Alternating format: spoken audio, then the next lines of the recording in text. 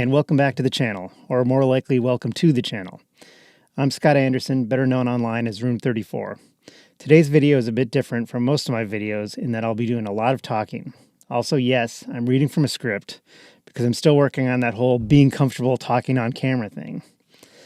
The challenge for today, besides just getting through this, is how to create a bass solo in a big band chart. The chart is called Pickles. It's a bassy-style up-tempo swing tune written by my college jazz band director, Steve Wright.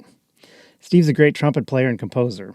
He grew up playing trumpet in Iowa, joined the Air Force Airmen of Note Big Band in the late 60s, was a professional band leader and composer throughout the 70s and 80s, and then he directed the jazz bands and taught trumpet and composition at Gustavus Adolphus College for 24 years. Let's have a listen to a bit of the head. This is from the recording Steve's Pro Big Band released in 1981.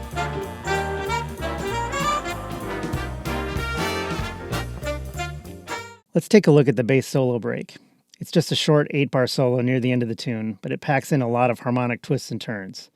The chart indicates solo, walk, or ad lib, and it includes a suggested walking bass line, as well as the chord changes.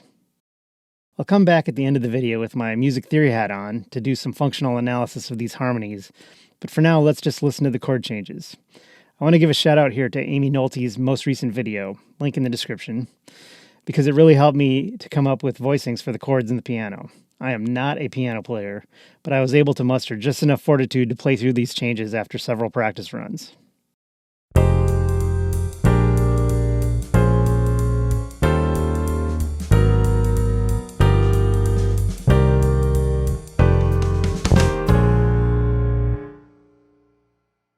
When you have a set of changes, the first thing you want to do is figure out how you're going to play over them. In a lot of styles, especially blues and funk, you can usually just figure out a scale that works over the whole thing and let it rip. Honestly, that's what I usually did back in high school and college on my sax solos. But that doesn't really work on something as complicated as this chart with its series of unresolved 2-5-1 progressions. More on that in the music theory hat portion of the video. So it's important to work out the notes in each chord and think about how they flow from one to the next. Now that's what you really should do, but it can also be helpful in your preparation to figure out a scale that works over each chord. I do that by identifying the notes of the chord itself and then filling in the rest of the scale with notes that are in the key signature.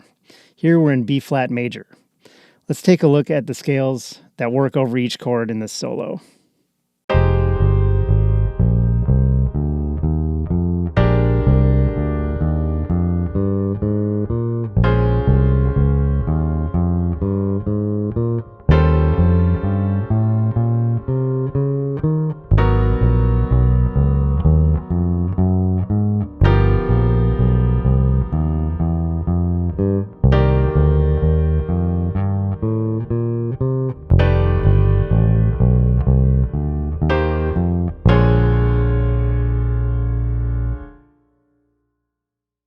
Now, when you see a minor chord, minor 7, minor 9, you've got some options as to what scale you use. It could be natural minor, harmonic minor, minor blues, but here I stuck with notes in the key of B flat major, and as it happens, those all worked out to be Dorian scales. Nice, I like Dorian a lot.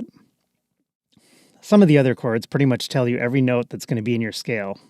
A 13 sharp 11 chord, well, there's not really any wiggle room in that.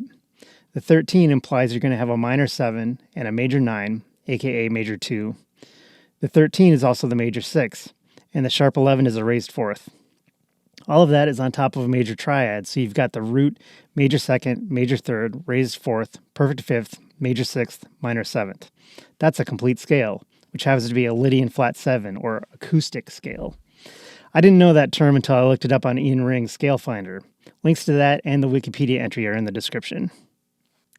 Now let's take a look at the written walking part. If you've spent any time playing bass in a big band context, you may have seen some pro charts that are mostly, if not entirely, just slashes and chord changes. Pro rhythm sections are expected to basically just make up their parts as they go, so they just need to know the chords and occasionally some accented hits or syncopations. But most printed big band charts will also have a written part, at least for the bass. Guitar and piano I'm not so sure about.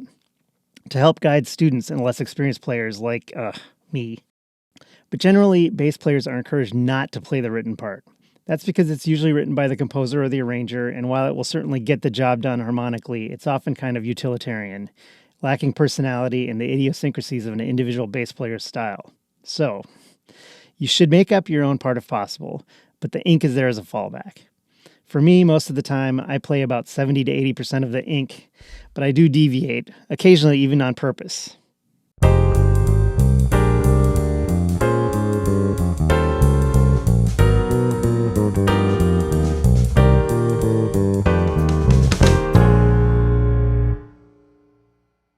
This walking part is not bad.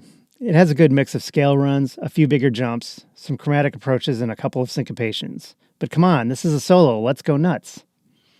Bruce Kalin, the bassist on the recording of Steve's big band, played an improvised part. Of course, he was on upright bass, as befits the style of the tune.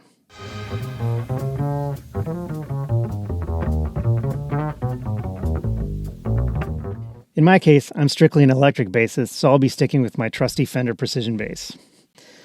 Now, I'll be honest, I've prepared a solo, practiced it, gotten it under my fingers, and I'll probably play it note for note like this at the gig. Which is not to say I didn't improvise it. I did, just not in real time. I noodled around on the changes until I came up with some licks I liked, and then I put them together. I'll let you in on a secret. Pros who can improvise a flashy solo are not just making it up on the spot. They're doing what I did, they're just a lot better at it. That comes from practice. I look at some of my musical heroes, not even bassists. Let's say Michael Brecker, Pat Metheny, Herbie Hancock. I know from watching their performances and from interviews they've given that their ability to improvise comes from countless hours of practice. Learning scales, arpeggios, patterns, playing over 2-5-1 changes, etc. They're able to improvise the way they do because they absolutely are fluent in this language. They have an immense musical vocabulary, while I'm still, metaphorically, stumbling over my words and consulting the dictionary.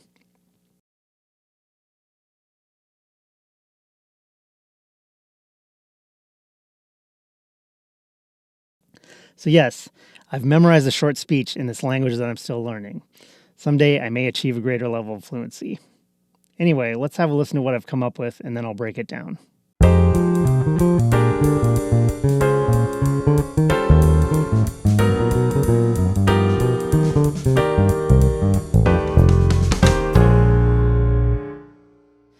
One thing you'll hear a lot when learning about improvising is the importance of emphasizing the 3 and the 7 from the chord in your solo. You'll hear that those are the notes that give a chord its character. Well, what does that mean? Most basic jazz chords consist of 4 notes, the root, the 3rd, the 5th, and the 7th. All chords obviously have a root. Augmented and diminished chords aside, although I should note we do have an augmented chord in this solo, both major and minor chords also have a perfect 5th, so that note does not carry any harmonic information. It's the 3rd and the 7th that distinguish what a chord is, that define its quality. Is it major or minor? That's the 3rd. Is it dominant? That's the 7th. So generally, when improvising, the 3rd and the 7th of each chord are the most important notes to build a solo around. With bass, it's a bit different, especially if you don't have the piano or guitar comping under the solo, which is often the case, mainly because an unamplified acoustic bass is easily buried, so when it comes time for a bass solo, it's often just the bassist alone, with the drummer providing light timekeeping. You don't want to just hammer the root note in your bass solo, but it's kind of important to put the roots in there and give them emphasis, I think, because that's critical harmonic information the listener needs. So in my solo, I do play the root on almost every downbeat, although I keep it from feeling too square by anticipating a lot of those downbeats with syncopated ties across the bar line. In the first measure, I start with a pattern I would often play in a rock or funk tune, with the root jumping an octave, throwing in the 5th and the flat 7th, then I hit the perfect 4th, which is the root of the next chord. Now I want to call attention to the fact that we have a B-flat major chord followed by a B-flat minor chord, so I stick with roots and thirds in the next couple of measures with a chromatic walk up to the 4th, which is again the root of the next chord.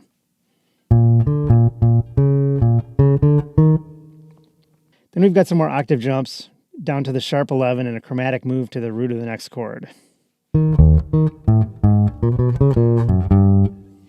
Okay, you knew I had to put the lick in there somewhere, but with a twist. The next chord is a half step down, so I end the lick in an unexpected way. Now here's the spiciest chord in the progression, a G augmented 7, sharp 9. I came up with a really wild scale for this one, but in the end, it's about listening to what fits and makes an interesting melody. I went with an augmented arpeggio that then steps down to the perfect 5th.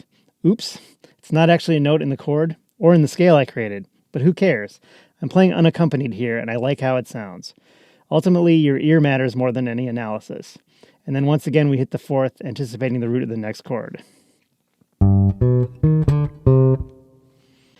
Now we're bringing it home, finally getting a 2-5-1 that resolves back to the key of the song on the downbeat of the bar that ends the solo.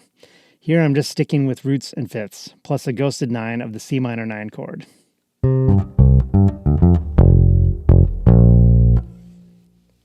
Okay, I said I'd put on my music theory hat. I don't actually have one of those, so this will have to do.